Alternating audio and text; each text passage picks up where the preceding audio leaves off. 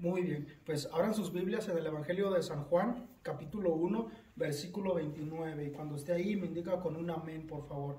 El libro de San Juan, Evangelio de San Juan, capítulo 1, versículo 29. Y dice lo siguiente: en el nombre del Padre, del Hijo y del Espíritu Santo. Dice lo siguiente: el siguiente día vio Juan a Jesús que venía a él y dijo: he aquí el Cordero de Dios que quita el pecado del mundo. Acompáñeme a orar en esta tarde. Señor, te damos gracias, Padre, por tu palabra. Señor, te damos gracias por un día más de vida, Señor.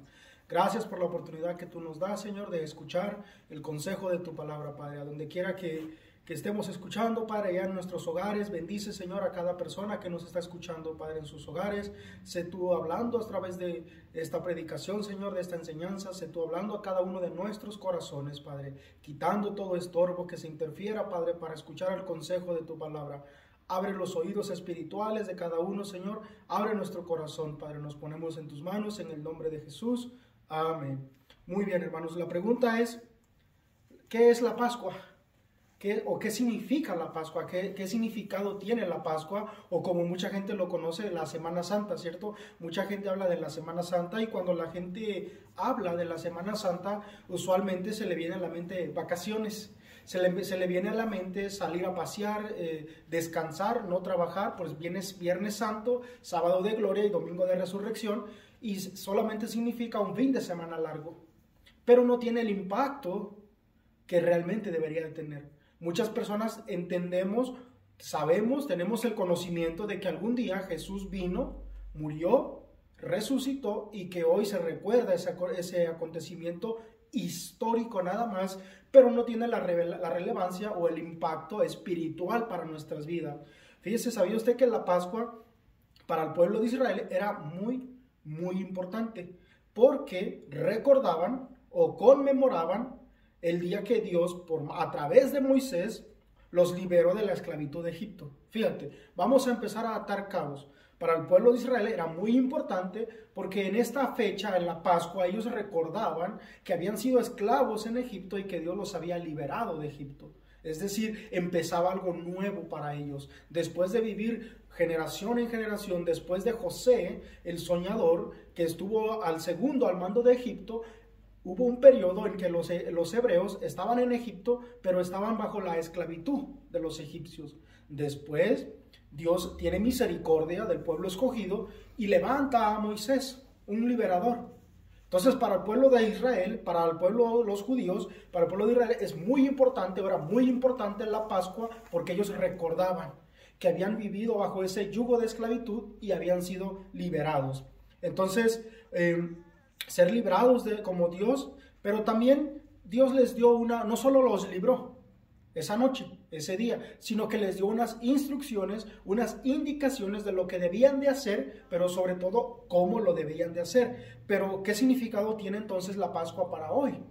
O sea, ¿qué recordamos nosotros para hoy? Bueno, fíjese lo interesante aquí, por ejemplo, mucha gente en la Semana Santa o la Cuaresma, la gente se propone pues dejar algunos malos hábitos en su vida, como dejar de fumar, dejar de tomar, dejar de decir malas palabras, otros por la tradición popular, la tradición digamos que popular, ¿sí? Nos enseña de que comer carne pues es pecado, ¿no? Y nos prohíben comer carne en todo lo que es la Cuaresma, pero especialmente cada viernes de Cuaresma. Cada viernes nos prohíben comer carne. Y no se diga todo el fin de semana está rotundamente prohibido porque es pecado mortal por cierta religión popular, tradicional, que nos han enseñado o se les ha enseñado a los congregantes, a los miembros de esta religión, que es pecado. Entonces, automáticamente cuando ellos escuchan Pascua, Cuaresma, automáticamente piensan: voy a dejar de comer, abstenerme de comer ciertos alimentos que considero pecado, porque así se me instruyó. Para otros, simple y sencillamente dicen: yo soy ateo y la Cuaresma, la Semana Santa, la aprovecho solo para irme de vacaciones. Y bueno, se vale, pero ese no es el enfoque realmente que tiene. Fíjate que lo interesante, según Google, dice lo siguiente: la Pascua para los cristianos es conmemorar, recordar la muerte de Cristo en la cruz. Es interesante porque para el pueblo de Israel la Pascua era recordar que Dios los había liberado de la esclavitud de Egipto. Para los cristianos, la Pascua no es otra cosa que recordar, que conmemorar que Dios nos ha librado de la esclavitud del pecado. No nos sacó literalmente de Egipto, pero nuestro Egipto era lo que nos tenía atados, una esclavitud. Éramos esclavos del pecado y Dios nos ha liberado de ahí. Dios nos ha librado por medio del Cordero. Entonces, el pasaje que leímos, fíjate mis hermanos, que nos da unas características de Jesús. En la Pascua, en la noche anterior de ser librados del pueblo de Israel, debían de sacrificar un cordero con ciertas indicaciones. Pero hoy, la Pascua, Dios ha provisto un cordero. Es Jesús, el Cordero de Dios que quita el pecado del mundo. Vayamos al libro de Éxodo para entrar un poquito en contexto y saber de dónde viene el origen de la Pascua, por qué es importante el cordero para el sacrificio. Éxodo capítulo 12, versículo 5, dice lo siguiente: el animal que sería sacrificado, el cordero, será sin defecto, es decir, sin mancha. Sería un animal, un cordero. El cordero de la Pascua debe ser perfecto, sin defecto o falta de ningún tipo. Nada más que un sacrificio perfecto podría satisfacer las exigencias de un Dios santo y justo. Entonces, Levítico 22, versículo 21 al 22, nos dice lo siguiente. Fíjate lo que dice, hablando sobre los sacrificios de los corderos después de que Israel fue liberado. Dice, asimismo, cuando ofreciere sacrificio en ofrenda de paz a Jehová para cumplir un voto como ofrenda voluntaria, sea de vacas o de ovejas, para que sea aceptado delante de Dios, no dice así, para que sea aceptado, será sin defecto. Para que sea aceptado delante de Dios, este cordero que el pueblo de Israel debía de sacrificar, debería ser sin defecto para que Dios lo aceptara, para que fuera grato delante de él. Para que Dios se complaciera con este sacrificio, el animal debería ser sin defecto. A continuación, el versículo 22 nos da unas características físicas que ni siquiera en eso debería de tener. Ni siquiera características físicas. Número 1, ciego. No debería de estar ciego el cordero, ni perniquebrado, es decir, que no cogiera, ni mutilado, que no tuviera alguna de sus extremidades, ni verrugoso, sarnoso o roñoso. No ofreceréis esto a Jehová. Nada. Es decir, el cordero debería de pasar cierta inspección rigurosa para ver que no tuviera nada de estos defectos. Ni siquiera en lo interior, mucho menos en lo exterior. Estos a Jehová, ni de ellos, dice el versículo 22, pondréis ofrenda encendida sobre el altar a Jehová. Es interesante, el cordero para ser sacrificado entonces no debía tener nada de defectos. Y es muy interesante también que cuando Jesús estaba en la cruz, antes de morir, todos recordamos ese pasaje de los dos ladrones, uno a la derecha y el otro a la izquierda. Bueno, uno de los dos hizo la siguiente declaración. En Lucas 23, 41 nos registra lo siguiente. Recordemos que ya está Jesús clavado en la cruz junto a estos dos ladrones, junto a estos dos malhechores, y uno de ellos hace la siguiente declaración: nosotros, dice, a la verdad, justamente padecemos porque recibimos lo que merecieron nuestros hechos. Es decir, estos dos hombres, uno de ellos reconoce que el castigo que ellos estaban enfrentando era un castigo justo por todas sus fechorías, por todas sus barbaridades que ellos habían hecho. Entonces este hombre reconoce, mas este dice, hablando de Jesús, ningún mal hizo.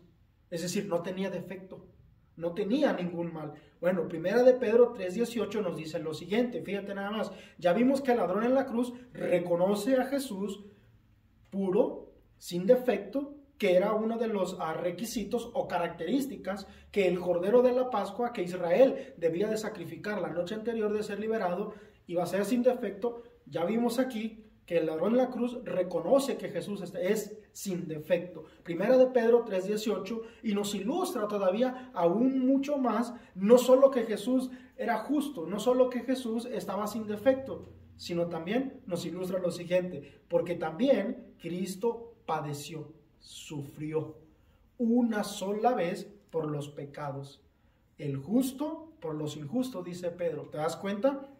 Pedro entonces no solo nos declara que Jesús era justo, no solo nos declara que Jesús estaba sin mancha o sin defecto, sino que también sufrió por los pecados tuyos y los míos, por los pecados de la humanidad. Entonces Pedro pone a Jesús como el justo, el que no tenía defecto, el que no tenía manchas, el que no tenía arrugas, sufrió por los injustos, o sea, por mí y por usted y por cada uno de los que nos están escuchando.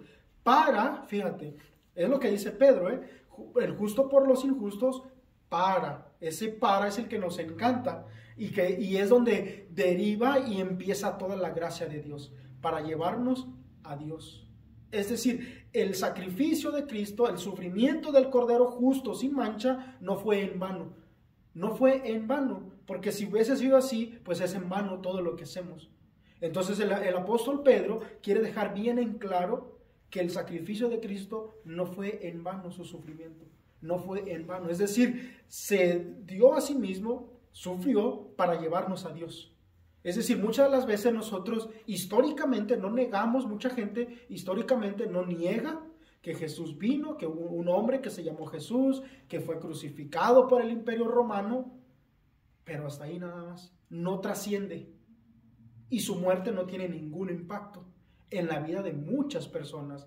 Y entonces solamente vemos este evento, este acontecimiento como algo meramente histórico, que Flavio Josefo habló de él y otros historiadores hablaron de él. La mayoría de la gente no niega que existió Jesús. Lo que niegan es que su sacrificio tenga un impacto en sus vidas. Entonces, para llevarnos a Dios, fíjate lo que dice el apóstol Pedro, siendo a la verdad. O sea, estamos completamente seguros que murió. Dice, siendo a la verdad muerto en la carne.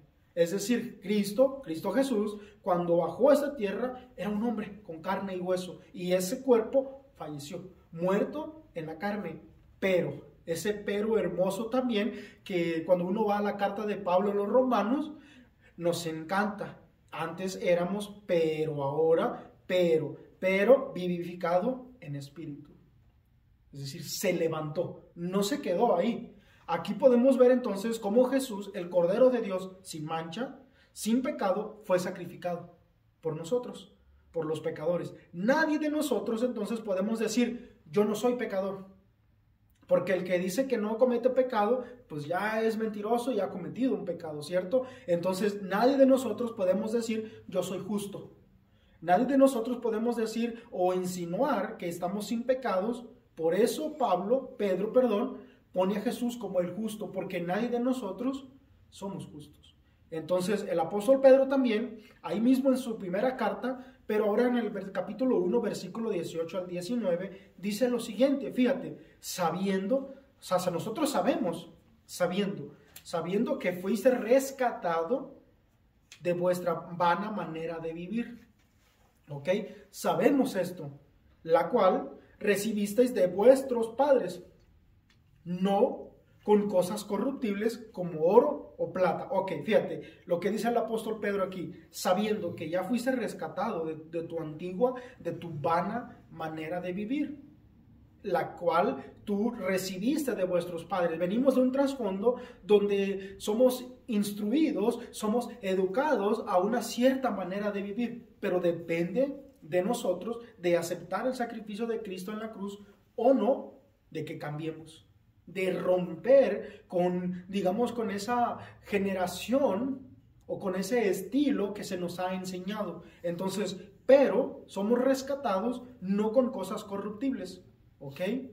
Dos cosas que se mencionan aquí, como oro o plata. Es decir, fíjate, el apóstol Pedro pone un material tan valioso como el oro y otro que de igual manera valioso como la plata, y dice él, fuiste rescatado, ¿ok? Hay un precio que se pagó, pero no fue con algo tan valioso como el oro, fue algo más valioso, porque el apóstol Pedro lo pone como algo corruptible, algo que se echa a perder, que pierde su valor, a lo mismo que la plata. Muchas de las veces nos ha pasado, y yo creo que a varios, que vas a la tienda, a la joyería favorita tuya, allá donde vives, en tu colonia o en tu barrio o en Hollywood, no sé dónde vivas. Entonces vas y compras una cadena de oro.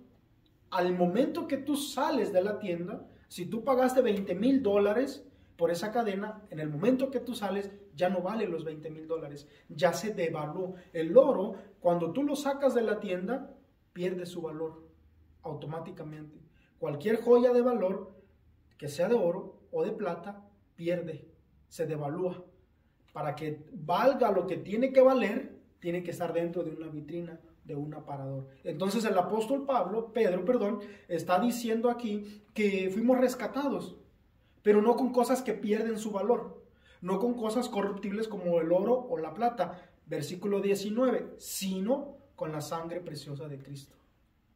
¿Te das cuenta?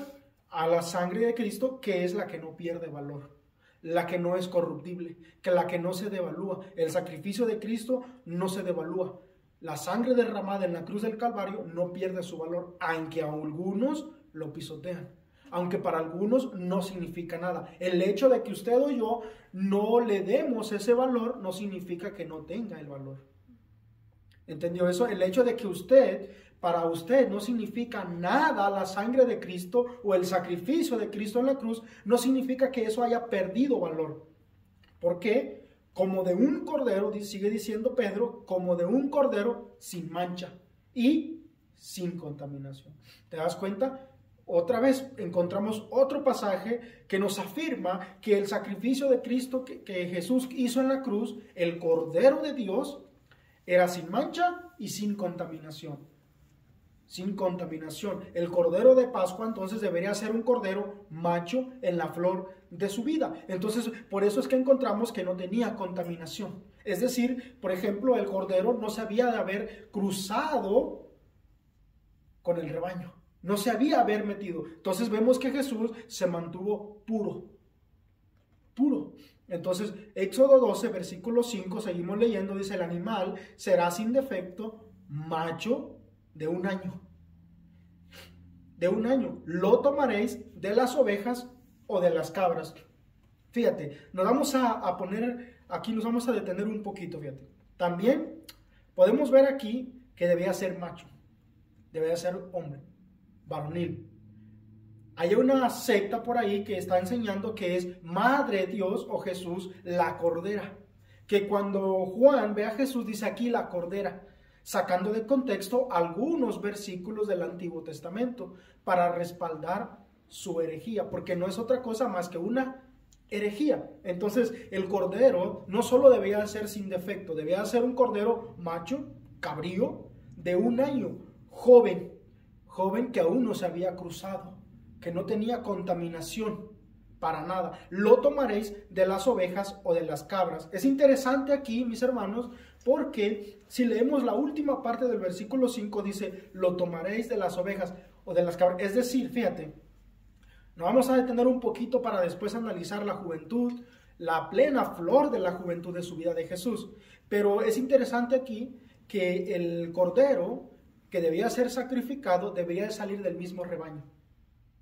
Jesús salió de los judíos. A lo suyo vino, dice Juan, mas los suyos no le recibieron. Es decir, vino y llegó al pueblo de Israel.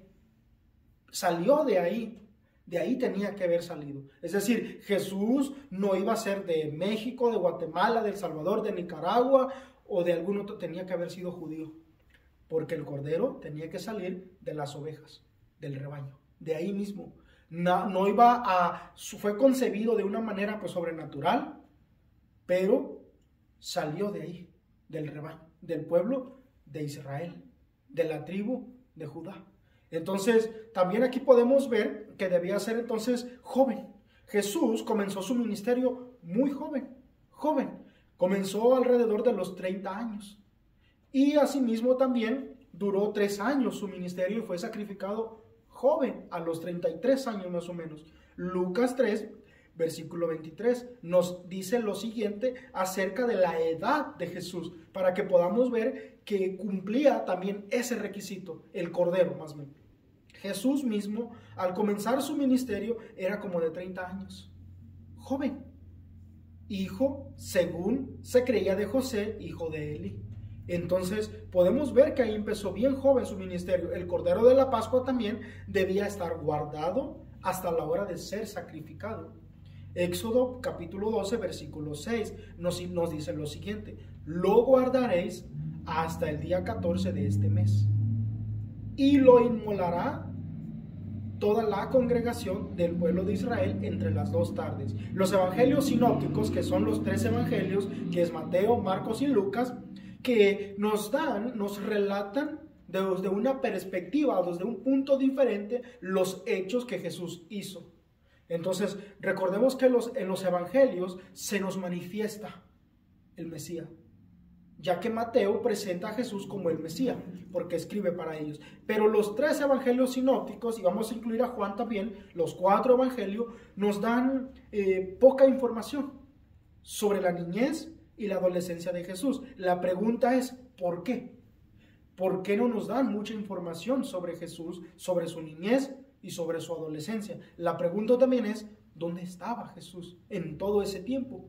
¿Dónde estaba? ¿Por qué los evangelios entonces no nos dan datos cronológicos de la vida de Jesús? Nos registran cómo fue concebido, que fue por el Espíritu Santo, cuando viene el ángel y le dice a María, no temas porque has hallado gracia delante de Dios. Entonces el Espíritu Santo vendrá sobre ti.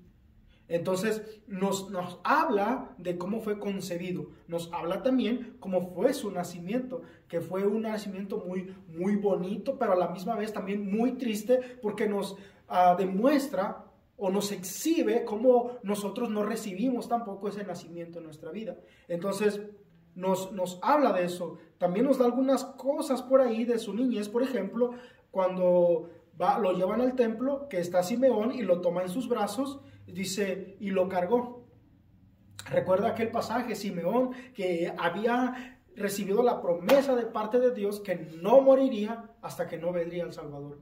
Entonces Simeón se va contento, se va feliz, porque por fin él había visto al Mesías que había venido, la salvación para Israel de parte de Dios, y Simeón lo carga en sus brazos y dice, ahora sí me puedo morir en paz.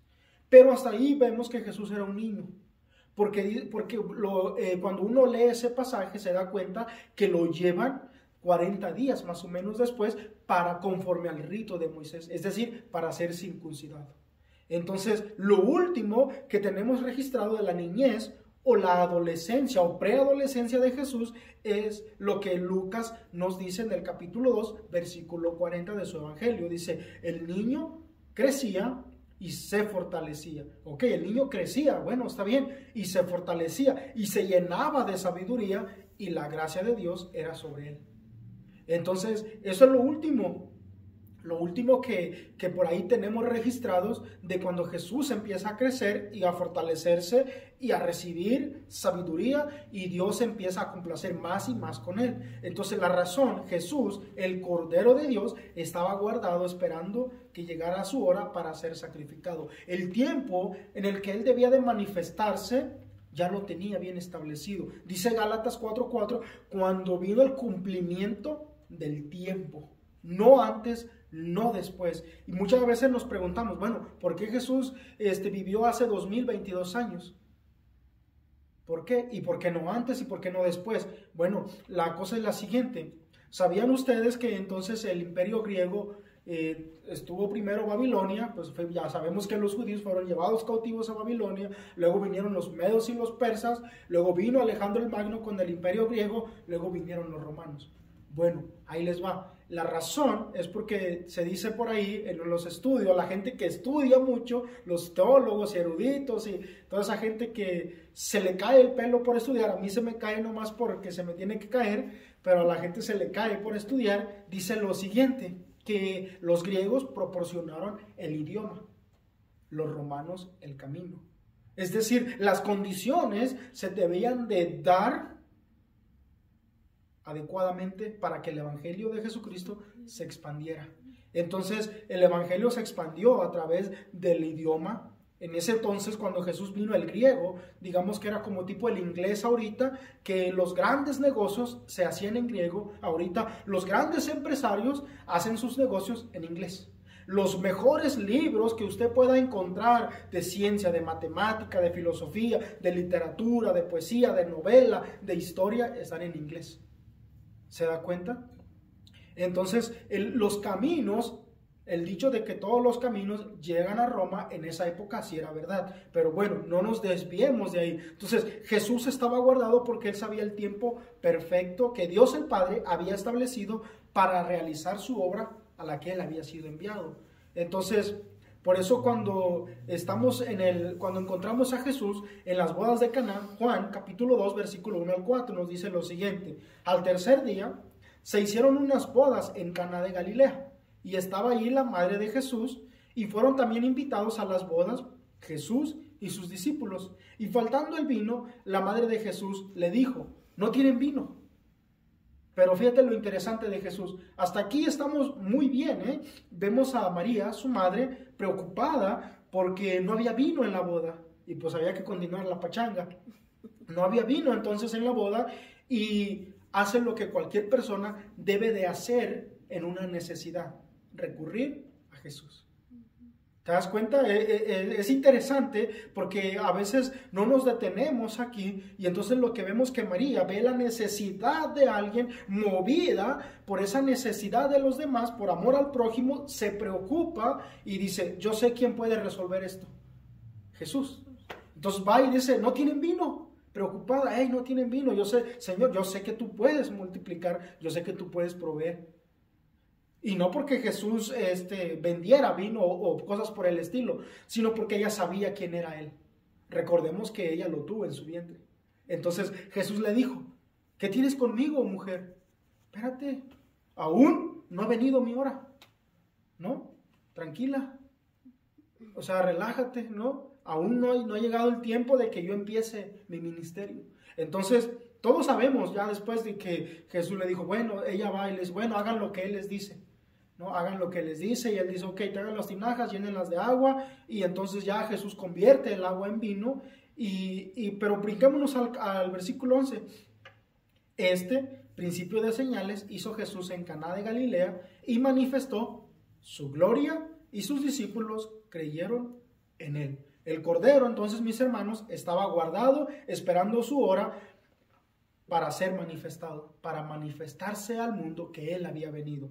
De hecho, el mismo autor del Evangelio, el apóstol Juan, nos dice que fue la primera señal de Jesús, el primer milagro que Jesús hizo, fue su primer milagro, y demostró su autoridad, su grandeza, su gloria, se manifestó, y como consecuencia los discípulos creyeron en Jesús.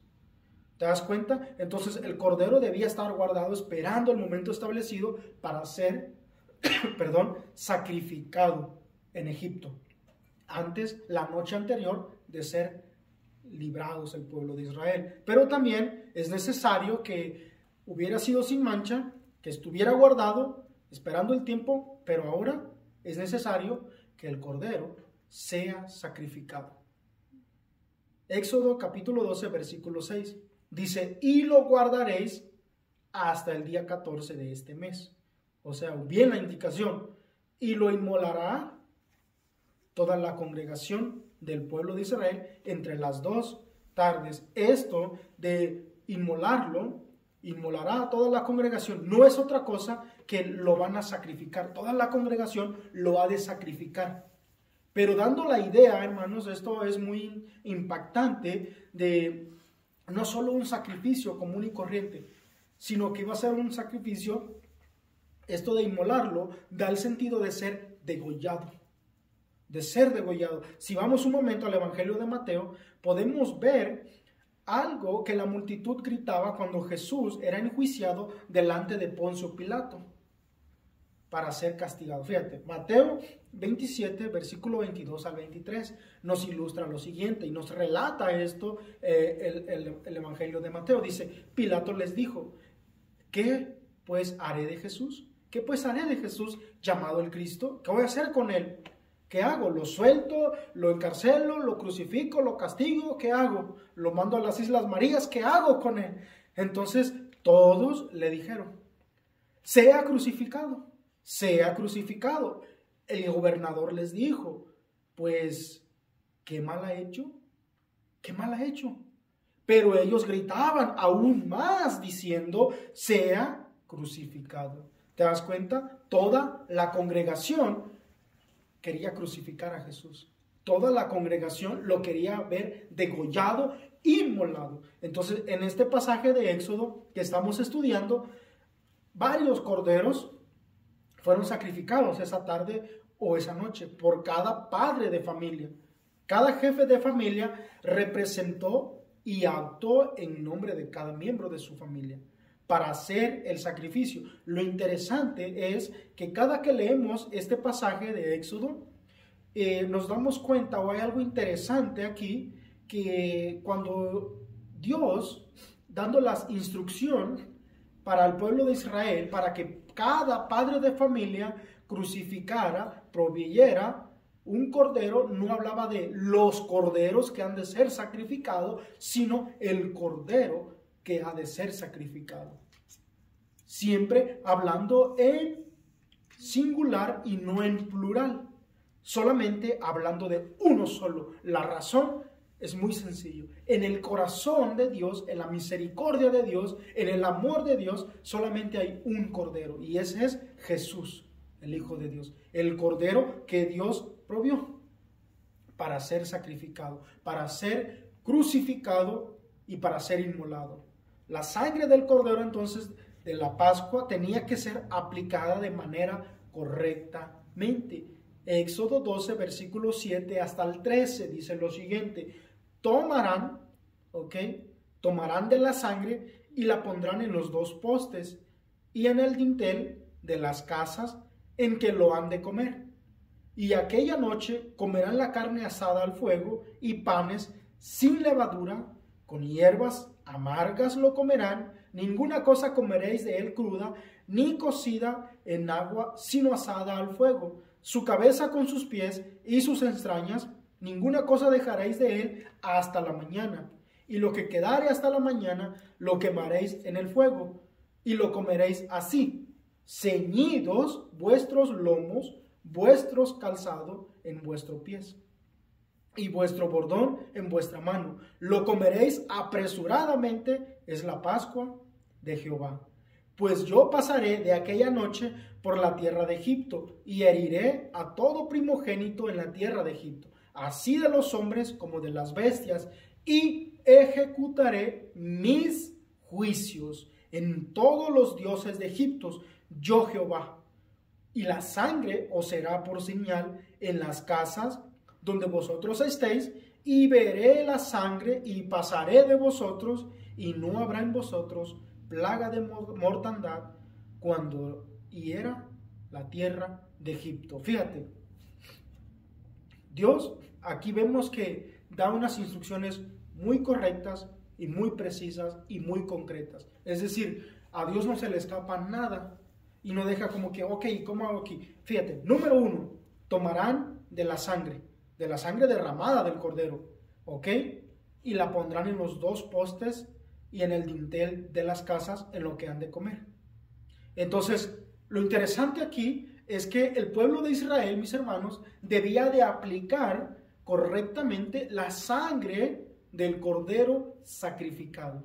Hoy vemos que se le da un mal uso a la sangre del cordero. A la sangre de Cristo se le da un mal uso. Y entonces empezamos a decir, cubro mi familia con la sangre de Cristo. Cubro mi carro con la sangre de Cristo. Que la sangre de Cristo te proteja. Que la sangre de Cristo te cubra. Que la sangre de Cristo. Y entonces la empezamos a hacer como si fuera un amuleto.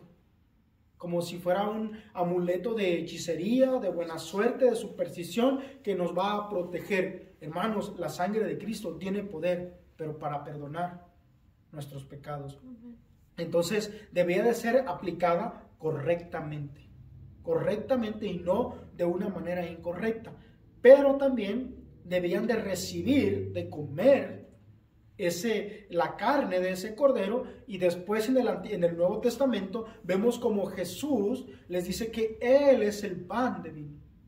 Y entonces vemos la Santa Cena, que Jesús dice, este es mi cuerpo que por vosotros es partido. El apóstol Pablo nos dice que debemos de tomar la Santa Cena de una manera correcta, examinándonos a nosotros mismos. Entonces vemos que Dios es un Dios de orden, que es correcto.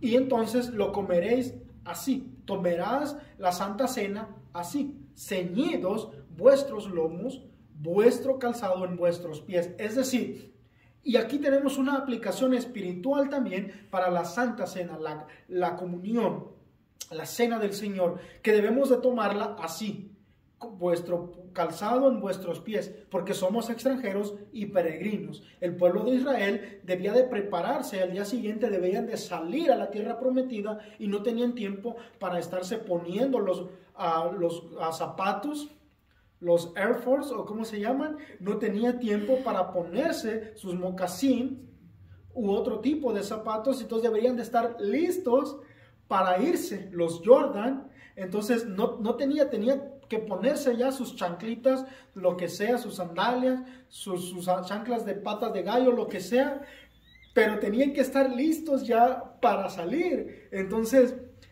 y lo comeréis así, ceñido vuestros lomos, vuestro calzado en vuestros pies y vuestro bordón en vuestra mano, y lo comeréis apresuradamente. O sea, tenía que ser comido rápido y no tenía que ser algo lento, nada de que no, pues ponte una cebollita para asarla o una cosillita, no, esto es rápido, vámonos. Es la Pascua de Jehová. Pues yo pasaré aquella noche por la tierra de Egipto y heriré a todo primogénito en la tierra de Egipto, así de los hombres como de las bestias. Y fíjate, y ejecutaré mis juicios. Entonces, ¿por qué debían ellos de aplicar bien la sangre del cordero? Porque Dios traería juicio para el pueblo de Egipto. Y si ellos no querían estar dentro de ese juicio, si ellos no querían recibir la ira de Dios sobre Egipto, debían de aplicarla correctamente. Mis hermanos, Dios trae juicio para esta tierra. Y si tú no quieres ser parte de que la ira de Dios caiga sobre ti, debes de aplicar la sangre del cordero en tu vida correctamente. También debes de tomar la Santa Cena de un modo adecuado, correcto y con entendimiento. Así debes de comer el cuerpo de Cristo, que por ti y por nosotros fue partido. Viene un juicio sobre todas las filosofías de este mundo, dice aquí, en todos los dioses de Egipto. Es decir, las deidades van a ser destruidas. Yo no sé cuál es tu deidad a la que tú estás siguiendo, pero créeme que Dios se va a encargar de echarla por el suelo. Y si tú no estás bien, entonces, si tú estás confiando en ellos y no estás dando un uso adecuado al sacrificio de Cristo y recibiendo la Santa Cena de una manera correcta, juicio cae sobre ti. Y la sangre, dice aquí, versículo 13, y la sangre os será por señal. ¿Te das cuenta? La sangre de Jesús será por señal que somos ya apartados de Él, que ya somos aceptados y que Dios nos ha puesto para ira, para su juicio, porque el juicio de Dios no es otra cosa que la ira. Entonces, la muerte del Cordero y el esparcimiento de esa sangre proveyó el único refugio seguro del juicio de Dios en Egipto. Cada primogénito en Egipto que no estaba cubierto por la sangre del Cordero que fue sacrificado esa noche, recibió el juicio de Dios. Cada primogénito. Por eso es que Dios les da esa indicación. Tienen que ponerla en los dos postes y en el dintel de las casas. Y cuando yo vea la sangre me voy a seguir de largo. Pero si no la veo, entraré y mi juicio va a caer ahí. Éxodo 12, versículo 23 nos dice lo siguiente. Porque Jehová pasará hiriendo a los egipcios, y cuando vea la sangre en el dintel y en los dos postes, pasará Jehová aquella puerta y no dejará entrar al heridor en vuestras casas para herir. Entonces, la aplicación que podemos encontrar aquí es que nuestra casa debe darle un uso adecuado, debe estar cubierta con el sacrificio, con la sangre de Jesús para perdón de pecados, cubiertos, pero en ese sacrificio, en esa sangre derramadas, pero no porque usted diga, cubro mi familia con la sangre de Cristo. No funciona de esa manera.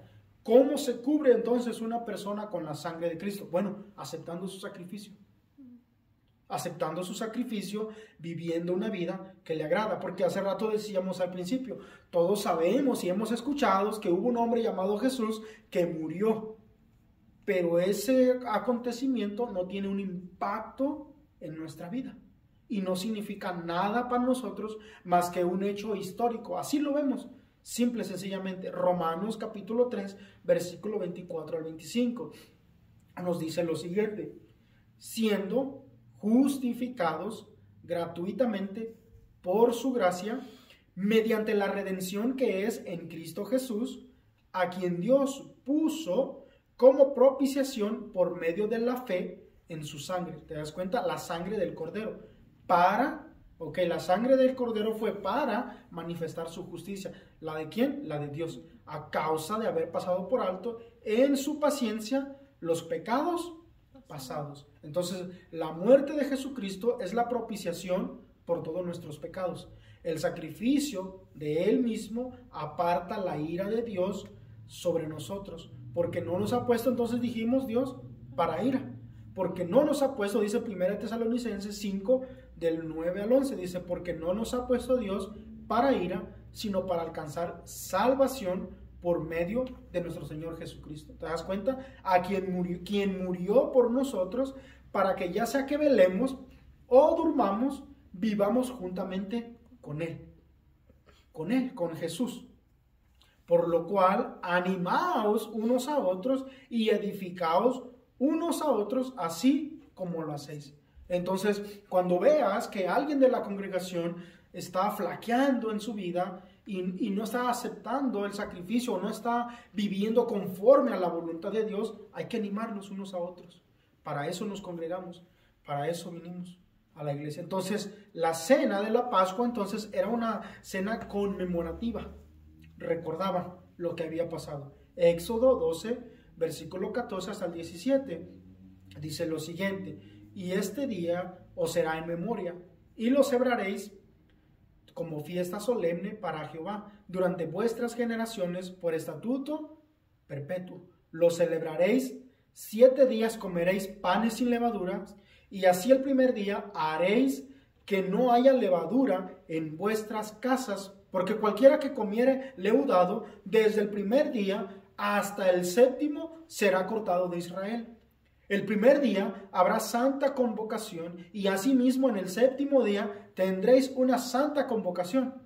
Ninguna obra se hará en ellos, excepto solamente que preparéis lo que cada cual haya de comer. Versículo 17.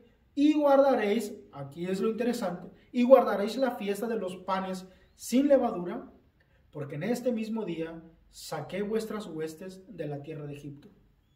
Por tanto, por todo esto, por tanto, guardaréis este mandamiento en vuestras generaciones por costumbre perpetua. Hermanos, el pueblo de Israel debía de transmitir esto a sus hijos. Generación tras generación. Debía de celebrarse la Pascua cada año. Cada año el pueblo de Israel debía de recordar que fue librado de la esclavitud del pecado. La Pascua entonces debía ser celebrada cada año como un recuerdo de lo que había hecho Jehová en Israel, liberar a Egipto de Israel.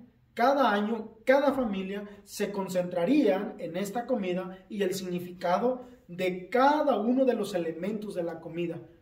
Entonces, por lo menos, hermanos, una vez al año, cada familia en Israel sabría lo que Dios hizo en la Pascua en Egipto. Fue un método de enseñanza a las personas acerca de la redención. Es decir, en esta época, que es la Pascua, hermanos, nosotros por lo menos en esta época es el momento adecuado, preciso y precioso para poder hablar del sacrificio de Cristo en la cruz. El pueblo de Israel, por lo menos una vez al año, le explicaban a sus hijos, a sus descendientes, lo que Dios había hecho con sus antepasados para sacarlos de Egipto. Nosotros, por lo menos una vez al año, se da la oportunidad que la gente por ahí más o menos recuerda un poquito o ve por las redes sociales o se pone a ver el Via Crucis por ahí en la televisión. Por lo menos una vez al año se nos abre la oportunidad más, digamos que más fácil para poder explicarles, mira, Eso que estás viendo, esa obra de teatro, realmente sucedió, pero no pasó solamente así como así. Eso tiene un impacto más grande espiritual en tu vida. Se dan malas condiciones para poder hablar de que tenemos un Salvador, de que hay perdón en el sacrificio de Cristo, de que hay poder en la sangre. Entonces, Éxodo 12, versículo 42. Es noche de guardar para Jehová, por haberlo sacado en ella de la tierra de Egipto. Esta noche deben guardarla para Jehová todos los hijos de Israel en sus generaciones. Entonces, la Pascua, mis hermanos, fue instituida por Dios. Para la cena de la Pascua era algo que todo el pueblo de Israel debía hacer. Todo, desde el más chiquito hasta el más grande, para conmemorar que Jehová los había liberado de la esclavitud de Egipto. Y así lo hizo el pueblo de Israel, de generación tras generación, hasta que Jesús vino. Jesús mismo celebró la Pascua con sus discípulos. Eso lo encontramos en Mateo 26, del versículo 26 hasta el 32, no lo vamos a leer. Primera de Corintios también encontramos ahí, del capítulo 11, del 23 hasta el 34, y en la última Pascua, la que Jesús, la última cena, fue hecha la transición. En la última Pascua fue hecha la transición a la cena conmemorativa del Cordero de Dios, que quitó nuestros pecados.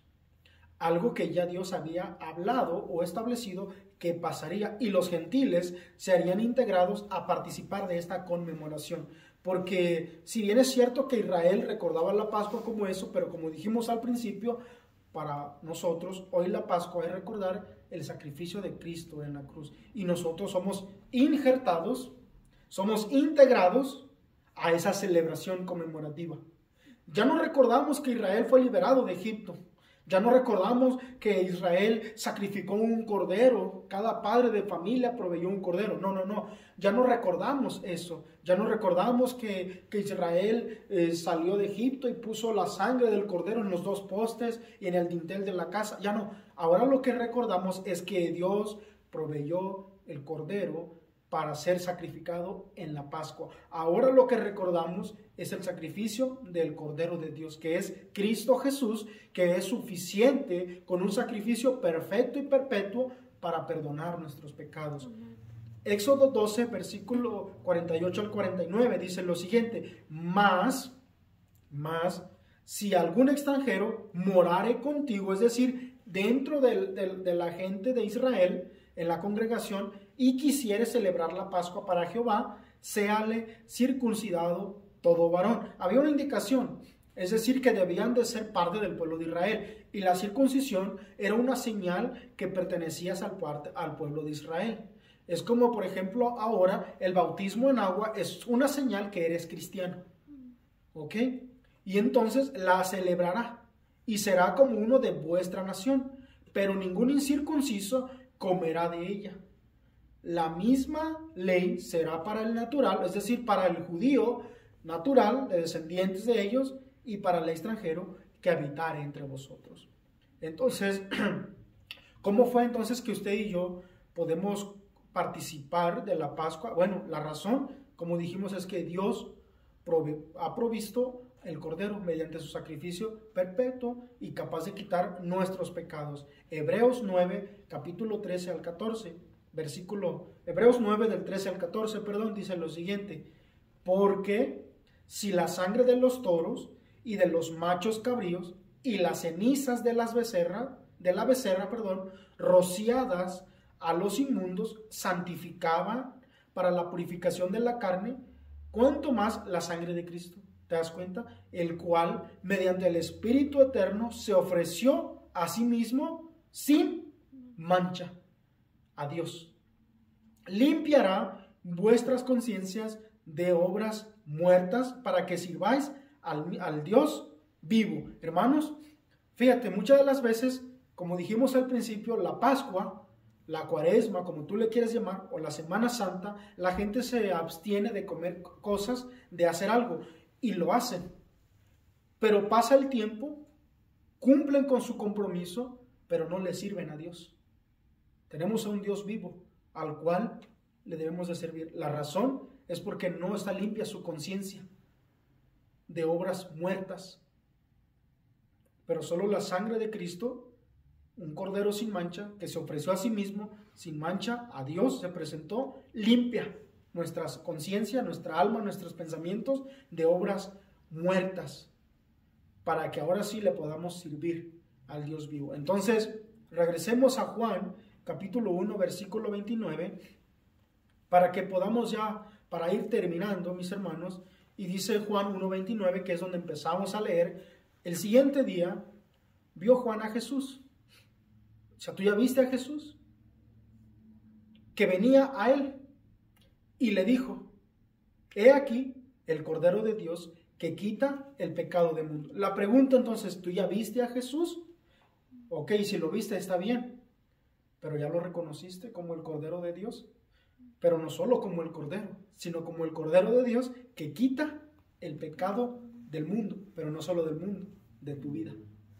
¿Te das cuenta? Entonces, he ahí lo interesante. La Pascua entonces no es otra cosa que el sacrificio de Cristo en la cruz para perdonar nuestros pecados. Entonces, ¿cómo haría eso? ¿Cómo Jesús quitaría nuestros pecados? Bueno, siendo sacrificado en la Pascua. Jesús el Cordero sin mancha, sin defecto alguno, en plena flor de la juventud, que se guardó hasta el tiempo establecido por Dios para ser sacrificado, y su sangre es la que nos limpia, nos protege y nos perdona de todo pecado.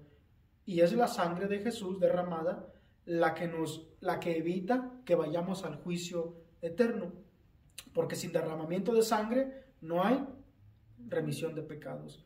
Entonces, hasta aquí nos quedamos con este pequeño mensaje y bueno, oremos para que sea Dios en esta Pascua dándonos dirección y que podamos celebrarla con entendimiento, mis hermanos, y no solamente caer en la monotonía del mundo de que pues viene Semana Santa y pues no trabajamos porque vamos de vacaciones o porque el patrón se fue de vacaciones y hay que aprovechar para descansar simple y sencillamente. Bueno, no, o sea, no estamos diciendo que sea malo salir de vacaciones y si se te lo permite en tu trabajo, hazlo, pero que siempre sea Dios exaltado y glorificado. O sea, que siempre donde quiera que vayamos, alguien dijo por ahí, ¿no? El cristiano se demuestra que es cristiano cuando va de vacaciones, cuando no está el pastor ni nadie de los hermanos mirándolo, y ahí es donde se ve quién es quién. Cuando estamos lejos es cuando se ve quién es quién. Entonces, aprovechemos estos días para hablar del sacrificio de Cristo en la cruz, para que la gente pueda entender que no es solamente un hecho histórico, que no es solamente irte de paseo, de vacaciones, que no es solamente abstenerse de comer ciertos alimentos como la carne, que se nos ha enseñado, a muchos se les ha enseñado de que es pecado y que de hacerlo te vas a ir al infierno. Hermanos, nadie se va al infierno por comer carne. Te vas al infierno por andar en la carne, pero no por comer carne. Entonces, nadie se salva por abstenerse de hacer cosas. Te salvas por aceptar el sacrificio del Cordero de Dios. El Cordero que Dios proveyó ya fue crucificado. En el pueblo de Israel, cada familia debía de proveer, cada padre de familia proveía un Cordero en nombre y por su familia, por cada miembro de su familia. Pero solamente era la protección para cada familia, donde ese Cordero era sacrificado por cada padre de familia. Después, cuando se establece bien ya toda la ley ceremonial, bueno, cada persona o cada congregación que estaba ahí, cuando el Cordero era sacrificado y la sangre rociaba, eran solamente por los que estaban ahí. Hoy que Dios ha provisto un Cordero, el Cordero de Dios que es Jesús, la sangre nos alcanza a cubrir a todos.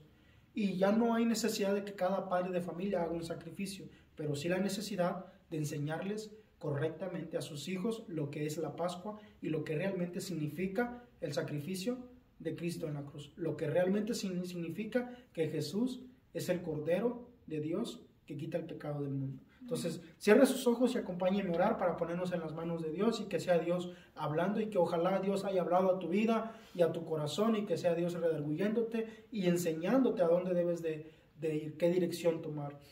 Señor, te damos gracias, Padre, en esta tarde por un día más de vida, Señor. Gracias por el consejo de tu palabra, Padre, que sabemos que no volverá vacía, Señor, sino que hará la obra para la cual tú la has enviado. Padre, gracias por la oportunidad que nos diste de escuchar el consejo de tu palabra, Señor. Bendice, Padre, a cada de las personas que nos están escuchando y mirando, Señor, a la distancia y los que estamos aquí, Señor.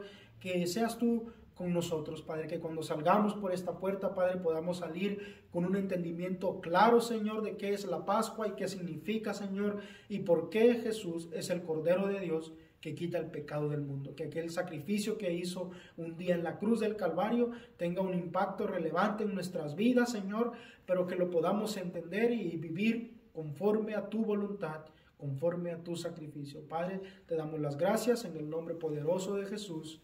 Amén.